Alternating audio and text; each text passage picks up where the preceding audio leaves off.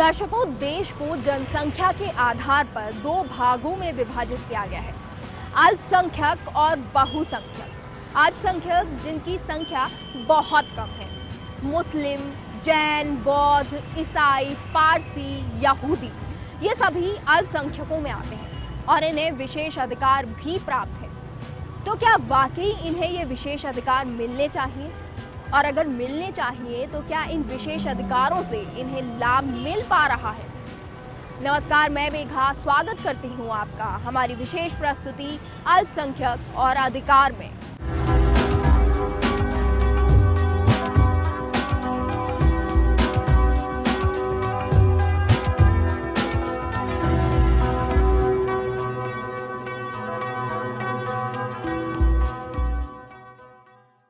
दर्शकों, कार्यक्रम की शुरुआत करने से पहले आइए एक नजर डाल लेते हैं इस विशेष रिपोर्ट पर।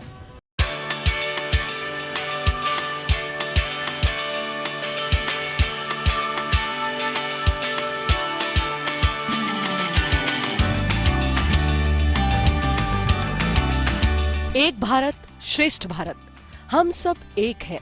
मंदिर की आरती, मस्जिद की अजान या चर्च की प्रेयर, जैन धर्म की प्रार्थना हो या पारसी धर्म की आराधना, या बात हो यहूदी धर्म की दुआ की, कुछ भी अलग नहीं है, सब समान है। हम हमेशा यही कहते हैं, लेकिन क्या ये सच है? क्या हम बटे हुए नहीं हैं अल्पसंख्यक और बहुसंख्यक में? क्या हम मुस्लिम, जैन, बौद्ध, पारसी, यहूदी को विभाजित नहीं किया गया है? जाति, धर्म, भाषा और संस्कृति के नाम पर आप खुद को समान देखते हैं। हमारी पहचान है अनेकता में एकता। तो फिर क्यों इस अनेकता में एकता को सुरक्षित रखने के लिए हमें विशेषाधिकार की आवश्यकता महसूस हुई? क्या भारत में धार्मिक असुरक्षा का भाव है? अगर नहीं, तो फिर समान अधिकार की जगह किसी भी विशेष अधिकार की बात क्यों?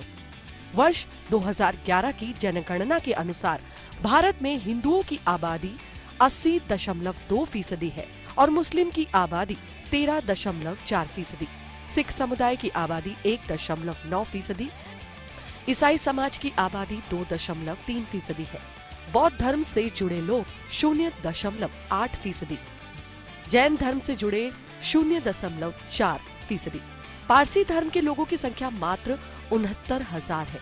वहीं यहूदी समुदाय की संख्या देश की कुल आबादी की सिर्फ 5,000 है। अल्पसंख्यक यानी जो संख्या में कम हो। भारत में हिंदू बहुसंख्यक है और मुस्लिम, जैन, पारसी, यहूदी, क्रिश्चियन लोग अल्पसंख्यक है। अल्पसंख्यक शब्द की परिभाषा हमारे सेक्युलर संविधान में नहीं है, लेकिन इसका विवरण संविधान की धाराओं में शामिल है। संसद में एक लिखित उत्तर में की हुई तत्कालीन अल्पसंख्यक कार्य मंत्रालय राज्य मंत्री श्री निनांग एरिंग ने एक प्रश्न के लिखित जवाब में बताया था कि भारत संविधान में अल्पसंख्यक शब्द का विवरण धारा 29 से लेकर 30 तक और 350A से लेकर 350B तक शामिल है, लेकिन इसकी परिभाषा कहीं नहीं दी गई है। भारतीय संविधान की धारा 29 में अल्पसंख्यक शब्द को इसके समानांतर शीर्षक में शामिल तो किया गया है, किंतु इसमें बताया गया है कि ये नागरिकों का वो हिस्सा है जिसकी भाषा, लिपि और संस्कृति भिन्न हो या एक पूरा समुदाय हो सकता है, जिसे सामान्य रूप से एक अल्पसंख्यक अथवा एक बहुसंख्यक समुदाय के एक समूह के रूप में देखा जाता है। जब हम अल्पसंख्यक और उनके हितों की बात करते हैं तो सवाल खड़ा होता है कि अल्पसंख्यक को इन अधिकारों की जरूरत क्यों महसूस हुई? क्या हमारे विकसित समाज में ये वर्ग पीछे छूट रहे हैं या फिर ये सिर्फ वोट बैंक के लिए किया गया विभाजन मात्र है? आज हमारा प्रयास है इन्हीं सवालों के जवाब ढूंढने का। अल्पसंख्यकों के विकास के लिए शैक्षणिक अधिकार और उनकी भाषा एवं संस्कृति के संरक्षण के लिए अनुच्छेद 29 और 30 के अंतर्गत विशेष प्रावधान किए गए। देश की प्रत्येक इकाई में रह रहे सभी अल्पसंख्यकों को उनकी भाषा, लिपि और संस्कृति के संरक्षण का अधिकार है और देश में ऐसा कोई भी कानून और नीतियां नहीं बनाई जाएंगी जिससे इन अल्पसंख्यकों की संस्कृति, भाषा और लिपि का शोषण हो। सभी धार्मिक, भाषाई तथा सामुदायिक अल्पसंख्यक देश की प्रत्येक इकाई में अपनी इच्छा अनुसार कोई भी शैक्षणिक संस्थान खोलने के लिए स्वतंत्र है। किसी भी धार्मिक, भाषाई व सामुदायिक अल्पसंख्यक द्वारा स्थापित शैक्षणिक संस्थानों को राज्य द्वारा अनुदान प्रदान करने में किसी भी प्रकार का भेदभाव नहीं किया जाएगा।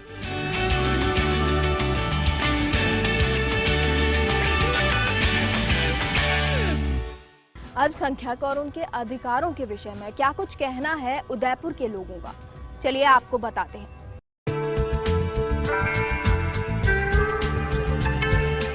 किसी भी धर्म, संस्कृति और भाषा के संरक्षण के लिए संविधान में अल्पसंख्यकों को विशेष अधिकार दिए गए हैं ताकि देश में उन्हें भी एक स्थान मिल सके।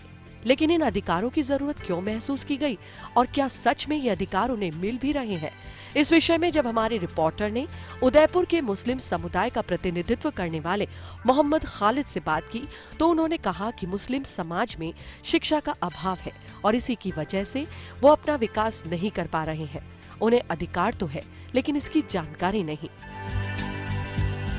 अल्पसंख्यकों को अधिकार तो देना चाहिए पर इनका लाभ भी इन लोगों को पहुंचना चाहिए, पर वो लाभ हम तक पहुंचते नहीं है क्योंकि हमारे अंदर दूसरे समाज की नहीं कह रहा हूँ, क्योंकि अल्पसंख्यक में जैन समाज सब आ रहे हैं। मुस्लिम समाज के अंदर एजुकेशन और पढ़ाई की एक बहुत बड़ी चीज़ है जो हमारे तक, क्योंकि गरीब तबका ज़्यादा है इसके अंदर, जो ये समाज चाहती है कि हमारे तक जैसे जो लोन आता है अल्पसंख्यक के, वो लोन वगैरह इन तक पहुँचे, पर वो जानकारी मिलती नहीं है। जैन समाज एक संपन्न समाज है और हमेशा से ही जैन समाज ने देने का काम किया है। ये कहना है जैन समाज का प्रतिनिधित्व करने वाले राजकुमार फत्तावत जैन का। उन्होंने बताया कि जैन समाज वैसे तो संपन्न है लेकिन फिर भी उनके समाज के युवाओं को समाज में उचित स्थान नहीं मिल पा रहा है। प्राय यह माना जाता है कि समाज में असुरक्षा है, समाज के लोग कुछ लाभ प्राप्त करना चाहते हैं।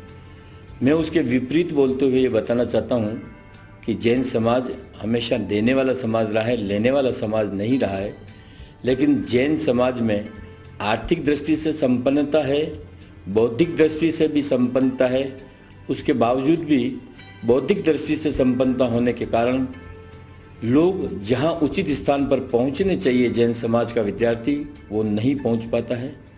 ठीक उसी प्रकार से धार्मिक क्षेत्र में भी, धार्मिक, साहित्यिक एवं सांस्कृतिक क्षेत्र में भी जो ऊंचाइयां जैन समाज के बालकों को, जैन समाज के लोगों को मिलनी चाहिए, वो नहीं मिल पाती है। जब हमारे रिपोर्टर ने फादर जितेंद्र से बात की तो उनका भी यही कहना है कि अगर आरक्षण और अधिकार सबको दिए जा रहे हैं तो हमें भी ये अधिकार मिलने चाहिए। विशेष अधिकार इसलिए दी जाना चाहिए क्योंकि वो बहुत नाम से है, वो अल्पसंख्यक है, उनकी संख्या बहुत कम है और कहीं ना कहीं उनका रिप्रेजेंटेशन होना चाहिए। और यदि कहीं आरक्षण मिलेगा तो उनकी प्रेजेंस महसूस होगी कि यहाँ पर ये अल्पसंख्यक है, हर डिपार्टमेंट में होगा। तो उससे हमारी जो संस्कृति है जिसमें सभी धर्म हैं उसको दिखाई देगा। बिल्कुल उचित है, जब एसटी को मिल रहा है, एससी को मिल रहा है, जो ओबीसी को मिल रहा है, तो अगर माइनॉरिटी को मिले तो क्या कमी है, खराबी है, मिलना चाहिए। हम समान हितों की बात करते हैं, समान अधिकार की बात करते हैं, लेकिन क्या समानता के साथ विशेष अधिकार दिया जाना सही है?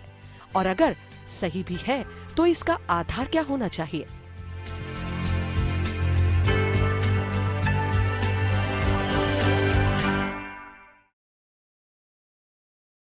तो अल्पसंख्यकों को जो विशेष अधिकार दिए गए हैं, वो विशेष अधिकार का वाकई वो लोग लाभ उठा पा रहे हैं और उन्हें इनकी ज़रूरत क्यों पड़ी? इस पर बात करने के लिए अभी हम मेरे साथ मौजूद हैं मनमोहन सिंह जी, जो कि एडिटोरियल हेड है बिजनेस रैंकर मैगजीन के। आपका बहुत बहुत स्वागत सर।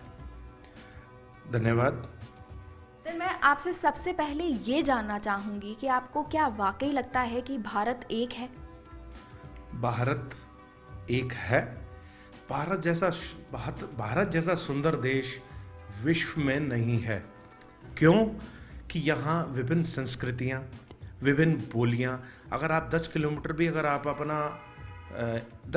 अगर आप ट्रेवल करके जाते हैं तो भाषा में थोड़ा सा फ़र्क आ जाता है, लेकिन फिर भी जो सांस्कृतिक सामंजस्य हमारे भारत में है वो दुनिया के किसी देश में नहीं है।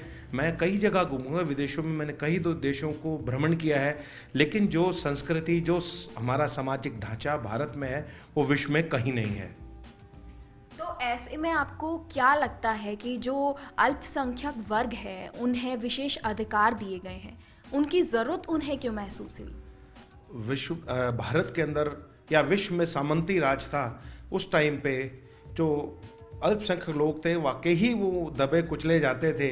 लेकिन आज का परिवेश बदल चुका है। आज के परिवेश में अधिकार मिलने चाहिए। तो वाकई जिस व्यक्ति को ये अधिकार मिलने चाहिए वो उससे वंचित रह जाता है, और जो समर्थ होते हैं अब उस अधिकारों को लेके, और एक ऐसी परंपरा चल पड़ी है कि एक के बाद एक, अगर जैसे मान लीजिए मैं ही अगर अल्पसंख्यक परिवार का हूँ, अगर मुझे अधिकार मिल गया तो मैं चाहूँगा मेरे बच्चों को भी वही अधिकार मिले, मेरी पत्नी को भी अधिकार मिले, मेरे आने वाले मतलब मेरे अगर परिवार में मेरे भाई बहन और कोई हैं उनको भी अधिकार मिले। तो ये जो एक संरचना बनाई गई थी ये पूरी तरह से विकृत हो चुकी है। तो आप ये कहना चाहते हैं कि जो संपन्न है उन लोगों को विशेष अधिकार नहीं दिए जाने चाहिए, जो आर्थिक तौर पर जिनको ज़रूरत है उनको ये अधिकार दिए जाने चाहिए?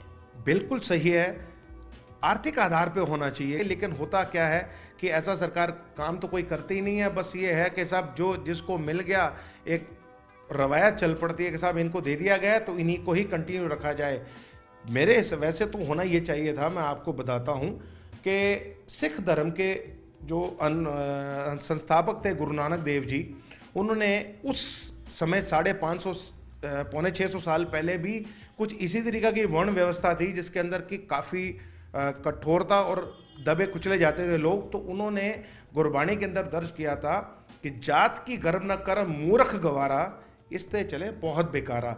यानी अगर हम जात पात में पड़ जाएंगे, हम जात अगर आर्थिक आरक्षण अगर हम आरक्षण जो है हम जात के नाम पे देंगे तो हमारे समाज के अंदर टूटन होगी, जो आज आप देखने में मिल रही है। आप चाहे किसी भी समाज को देख लीजिए, आज एक दूसरे से कटा हुआ है, एक दूसरे से दूर है।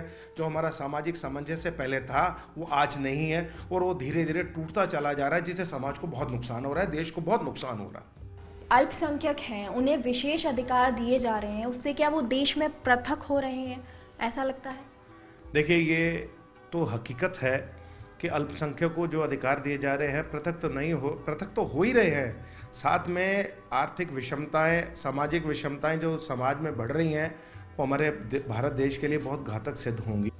आखिर में आपसे ये जानना चाहूँगी कि भारत कैसा होना चाहिए? समान हित समान अधिकार या समान हित विशेष अधिकार? समान हित समान अधिकार होना चाहिए हर देश के वासी का, क्योंकि हर भारतवासी जो है अपने देश से उतना ही प्यार करता है। मैं इस चीज़ को नहीं मानता कि अगर मुस्लिम देश को ज़्यादा प्यार करते हैं, या हिंदू देश को ज़्यादा प्यार करता है, या ईसाई देश को ज़्यादा प्यार करता है, या सिख जो है वो देश को ज़्यादा प्यार करता है। मैं जानता हूँ कि जो हर भारतवासी जो भारत में पैदा हुआ है, भारत में जन्मा है, वो भारत की मिट्टी से लगाव उतना ही रखता है जितना कोई एक विशेष जाति रखती होगी। तो दोस्तों, मनमोहन सिंह जी भी यही मानते हैं कि विशेष अधिकार जो हैं वो किसी अल्पसंख्यक के या बहुसंख्यक तौर पर नहीं दिए जाने चाहिए। ये विशेष अधिकार मिलने चाहिए आर्थिक तौर पर, किसी की आर्थिक स्थिति को देखकर मिलने चाहिए। दर्शकों, हमारी विशेष प्रस्तुति में फिलहाल समय है एक छोटे से ब्रेक का। आप कहीं मत जाइएगा।